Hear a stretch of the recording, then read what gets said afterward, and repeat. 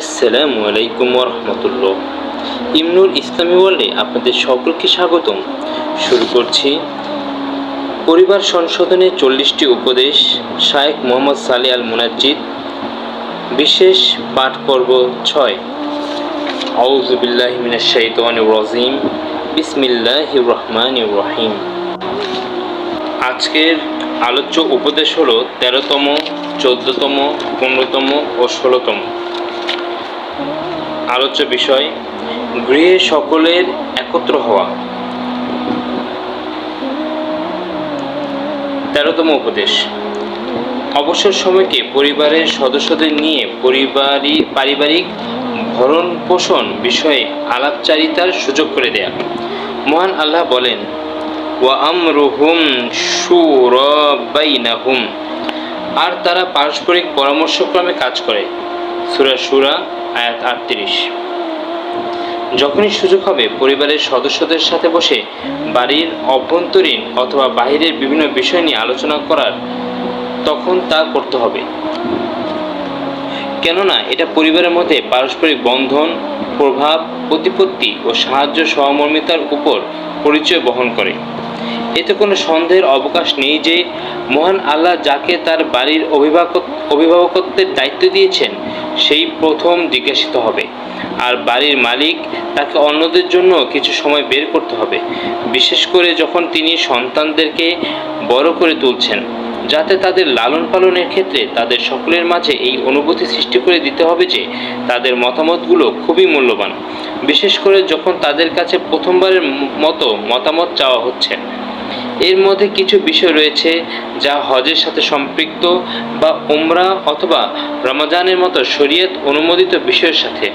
নিকট আত্মীয় স্বজনদের বাড়িতে সফর করা, বৈধ বিনোদনের ব্যবস্থা করা, বিবাহ উপলক্ষে ভোজের বা অলিমার আয়োজন করা, ভূমিষ্ঠ সন্তানের জন্য আকিকার ব্যবস্থা করা অথবা এক বাড়ি থেকে অন্য বাড়িতে গমন করা, শরীয়ত সিদ্ধ ভালো ভালো কাজগুলো করা, যেমন মহল্লার গরিব অসহায় ব্যক্তিদের তালিকা করে তাদের সামনে সাহায্য তুলে ধরা অথবা তাদের জন্য খাবার পাঠানো। অনুরূপভাবে পরিবারের নানা রকম পরিস্থিতি, নিকটাত্মীয়দের সমস্যাবলী, অংশীদারদের মধ্যে বন্টনগত সমস্যা সহ এ ধরনের নানান সমস্যা। এখানে আপনি সংগঠিতভাবে জীবনযাপনে আরও গুরুত্বপূর্ণ কিছু প্রকারের ইঙ্গিত পাবেন, আর তা হলো পিতামাতা ও সন্তান সন্ততির মাঝে খোলা আলোচনা হওয়া। কেননা কিছু প্রাপ্ত বয়স ছেলে মেয়ের মাঝে এমন সব সমস্যা দেখা দেয় যা তাদের নিয়ে একাকী বসা ছাড়া সমাধান করা সম্ভব হয় না। পিতা তার ছেলেকে নিয়ে একান্তে যুবকদের সাথে সংশ্লিষ্ট বয়ঃসন্ধিকালের সমস্যা, প্রাপ্তবয়স্কের হুকুম আহকাম নিয়ে আলোচনা করবেন।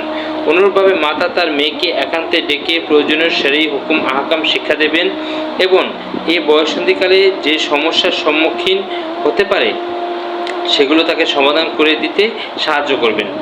এক্ষেত্রে পিতামাতা নিম্নোক্ত বাক্যের মাধ্যমে তাদের সমস্যার সমাধান করতে চেষ্টা করবেন। যেমন, দেখো মা বা বাবা, যখন তোমার এই বয়সে আমি ছিলাম, তাদের উপদেশ গ্রহণের ক্ষেত্রে এ ধরনের কথার বড় প্রভাব রয়েছে। এই ধরনের খোলা আলোচনার ব্যবস্থা না থাকা যুবক যুবতীদের খারাপ সঙ্গী সাথীদের সাথে মেশার দিকে পরিচালিত করে, যা খুব খারাপ ফলাফল বয়ে নিয়ে আসে। 14তম উপদেশ: সন্তানদের সামনে পারিবারিক ঝগড়া বিবাদ প্রদর্শন না করা। একটি বাড়িতে সকলেই কোনো ঝগড়া বিবাদ ছাড়াই একত্রে সহাবস্থান করবে এটা সম্ভব নয়। এক্ষেত্রে মীমাংসা করে নেওয়া ও সত্যের দিকে ফিরে আসা অতি উত্তম। কিন্তু যখন একটি বাড়ির অটুট বন্ধন চরম ঝাঁকুনি খায়, পারিবারিক বন্ধন চরমভাবে ক্ষতিগ্রস্ত হয়, যা একটি পরিবারের পতনের বহিঃপ্রকাশ। ফলে পরিবারের সদস্যরা কয়েকটি শিবিরে বিভক্ত হয়ে পড়ে, পরস্পর ঐক্য ছিন্ন ভিন্ন হয়ে পড়ে, এমনকি সন্তানদের ব্যক্তিগত জীবনের উপর, বিশেষত ছোট শিশুদের উপর এর ক্ষতির প্রভাব পড়ে।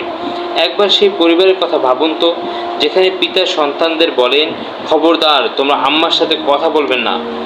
একইভাবে মা তার সন্তানদের বলেন, তোমার আব্বার সাথে কথা বলবে না, যাতে সন্তানেরা গোলক ধাঁধায় পড়ে এবং তাদের অন্তরগুলো ভেঙে খান খান হয়ে যায়।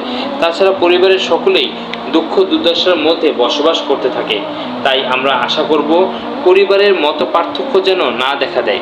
কখনো মত পার্থক্য দেখা দিলে তা মেটানোর চেষ্টা করব, আর আল্লাহর কাছে প্রার্থনা করছি তিনি যেন অন্তরগুলোর মধ্যে হৃদ্রতা সৃষ্টি করে দেন। আমিন।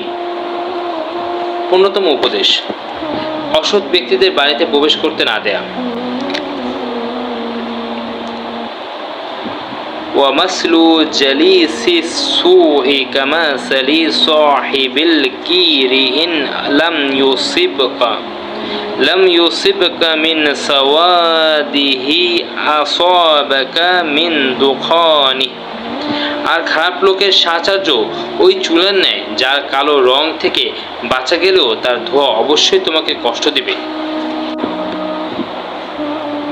হাদিসটি আছে আবু দাউদ হাদিস 4829, মুসনাদে আহমদ হাদিস 19660, আলবানী সহিউল জামে হাদিস 5839। আরেকটি হাদিস, আর কর্মকারের হাপড় হয় তোমার ঘর অথবা তোমার কাপড় পুড়িয়ে দেবে, না হয় তুমি তার দুর্গন্ধ পাবে। অর্থাৎ আল্লাহর শপথ, সে তোমার বাড়িকে বিভিন্ন বিশৃঙ্খলা ও বিবাদ সৃষ্টির মাধ্যমে পুড়িয়ে ছারখার করে দেবে। কতই এমন আছে বিবাদ সৃষ্টিকারীর বাড়িতে প্রবেশ করা বাড়ির সদস্য ও স্বামী স্ত্রীর মাঝে শত্রুতা সৃষ্টির কারণ হয়েছে। যে ব্যক্তি কোনো স্ত্রীকে তার স্বামীর বিরুদ্ধে এবং স্বামীকে তার স্ত্রীর বিরুদ্ধে উস্কে দেয়, তার উপর মহান আল্লাহর লানত। এই সম্বন্ধে যে হাদিসটি পাঠ করলাম তা আছে সহিউল বুখারী হাদিস 2101, আলবানী সহিউল জামে হাদিস 5829। আর পিতামাতা ও সন্তানদের মাঝে শত্রুতা সৃষ্টি, বাড়িগুলোতে জাদুটোনা করা, কখনো কখনো চুরির ঘটনা ঘটা এবং চারিত্রিক চরম বিপর্যয় ঘটার মতো কাজগুলো বাড়িতে অদিনদার মানুষের প্রবেশের কারণেই হয়। তাই আবশ্যক হলো তাকে বাড়িতে প্রবেশ করতে না দেয়া, যদিও সে প্রতিবেশী মহিলা বা পুরুষ হয়, অথবা বন্ধুত্বের দাবিদার পুরুষ কিংবা মহিলা হয়। আবার কিছু মানুষ অস্বস্তিকর অবস্থা সৃষ্টি হওয়ার চাপে চুপ থাকে, অথবা যখন সেই লোকগুলো বাড়ির গেটে দেখে তখন তাকে অনুমতি দেয়, অথচ সে জানে যে সে ব্যক্তি বিবাদ সৃষ্টিকারীদের অন্তর্ভুক্ত। এভাবেই মহিলারা বাড়িতে এ ধরনের নানান অনাকাঙ্ক্ষিত প্রশ্নের জন্ম দিয়ে থাকে। একদা রাসূল সাল্লাল্লাহু আলাইহি সাল্লাম বললেন, হে মানুষ সকল, কোন দিন সর্বাধিক সম্মানিত? কোন দিন সর্বাধিক সম্মানিত? কোন দিন সর্বাধিক সম্মানিত? রাবী বলেন, তারা বলল, হজে আকবরের দিন। অথবা বললেন, তোমাদের স্ত্রীদের উপর তোমাদের হক হলো, যাদের তোমরা অপছন্দ করো তাদেরকে তোমরা ঘরে প্রবেশের অনুমতি দিবে না। হাদিসটি হচ্ছে তিরমিজি হাদিস 3087, ইবনে মাজাহ হাদিস 3055। অনুরূপ হাদিস আমর ইবনে আহওয়াস রাদিয়াল্লাহু তাআলা আনহু থেকে সহিহুল জামেতে বর্ণিত হয়েছে। হাদিসটি আছে আলবানী সহিহুল জামে হাদিস 7880। হে মুসলিম বোন, আপনার স্বামী অথবা পিতা যখন পাড়াপড়শির কাউকে বাড়িতে প্রবেশ বারণ করে, যার চালচলনে অন্যায়ের আশঙ্কা রয়েছে, তখন আপনি অন্তরে কোনো সংকীর্ণতা রাখবেন না। যখন আপনার বান্ধবীর স্বামীর সাথে আপনার স্বামীর বন্ধুত্ব হবে, তখন আপনি বিচক্ষণতা ও বুদ্ধিমত্তার পরিচয় দিবেন। আপনি আপনার স্বামীর এমন চাহিদাকে অগ্রাহ্য করা থেকে বিরত থাকবেন, যা থেকে বিরত থাকার ক্ষমতা তার নেই। আর যখন আপনার স্বামী বাড়িতে এমন কোনো মানুষকে নিয়ে আসে যার থেকে অপছন্দনীয় কিছু প্রকাশের আশঙ্কা রয়েছে, সেক্ষেত্রে স্বামীকে উত্তমভাবে উপদেশ দিবেন।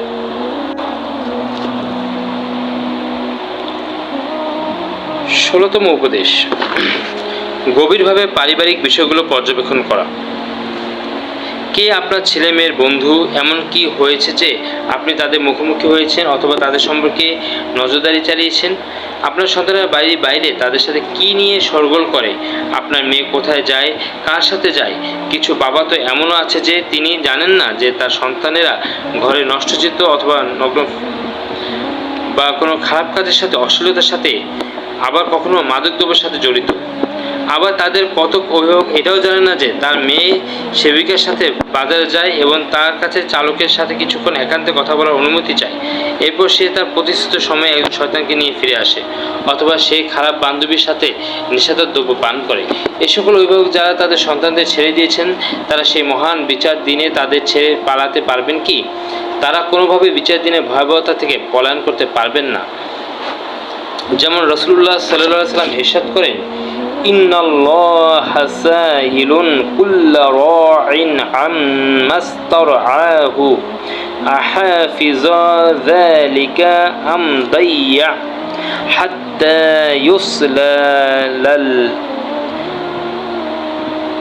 হাত্তা ইউসআলার রাজুলু আলা আহলি বাইতিহি। মহান আল্লাহ প্রত্যেক দায়িত্বশীলকে তার দায়িত্ব সম্পর্কে জিজ্ঞাসাবাদ করবেন, সে সেটাকে সংরক্ষণ করেছে নাকি অবহেলা করেছে। এমনকি ব্যক্তিকে তার পরিবার সম্পর্কেও জিজ্ঞাসাবাদ করা হবে। সুনানে নাসাই, সুনানুল কুবরা হাদিস ৯১২৯, সহিহ ইবনে হিব্বান হাদিস ৪৪৯৩, আলবানী সিলসিলা আস-সাহিহাহ হাদিস ১৬৩৬। এখানে গুরুত্বপূর্ণ কিছু পয়েন্ট হলো, অভিভাবককে নজরদারি খুব চুপিসারে করতে হবে, ভীতি প্রদর্শনের সুরে নয়। কোনোভাবেই যেন সন্তানেরা আপনার অবিশ্বাসের কথা টের না পায়। আবশ্যক হলো তাদেরকে উপদেশের সাথে লালন পালন করা, অথবা সন্তানদের ভুল বিবেচনায় রেখে সে অনুপাতে শাস্তি প্রদানের মাধ্যমে তাদেরকে শুধরানো।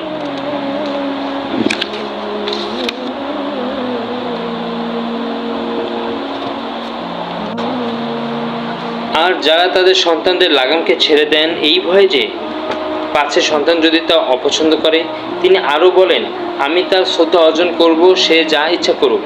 আবার তাদের কতককে অতীতে তার পিতার সাথে যে বড় ভুলগুলো হয়েছিল তার দিকে খেয়াল করে সে অনুযায়ী সন্তানের লাগামকে টেনে ধরতে চান, এবং তিনি ধারণা করেন যে তার সন্তানের সাথে তার পুরো বিপরীত কাজ করা উচিত।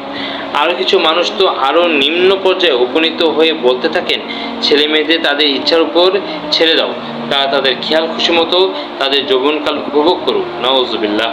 এ সকল লোকেরা কি একবারের জন্য চিন্তা করে দেখেছে যে তাদের সন্তানেরা যখন কাল কিয়ামতের মাঠে তাদের ঘাট ধরে বলবে, হে আমার পিতা, কেন আমাকে পাপ কাজের উপর ছেড়ে দিয়েছিলেন?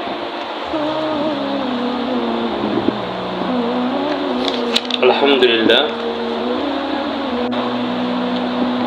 আজ আমরা পরিবার সংশোধনে 40টি উপদেশ শায়েখ মোহাম্মদ সালেহ আল মুনাজ্জিদের বিশেষ পাঠ পর্ব 6 আপনাদের কাছে উপস্থাপন করলাম। আল্লাহ তাআলা আমাদের এই দ্বীনি কাজ কবুল ও প্রসার করুন, দ্বীনের পথে চলার ও আমল করার তৌফিক দান করুন, আমিন।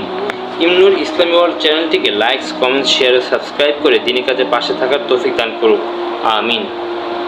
পরবর্তী ভিডিও দেখতে ভিজিট করুন ইমনুর ইসলামী ওয়ার্ল্ড ইউটিউব চ্যানেল, এবং পরবর্তী ভিডিও নোটিফিকেশন পেতে বেল আইকনটি প্রেস করে রাখুন। আসসালামু আলাইকুম ওয়া রাহমাতুল্লাহি ওয়া বারাকাতুহু।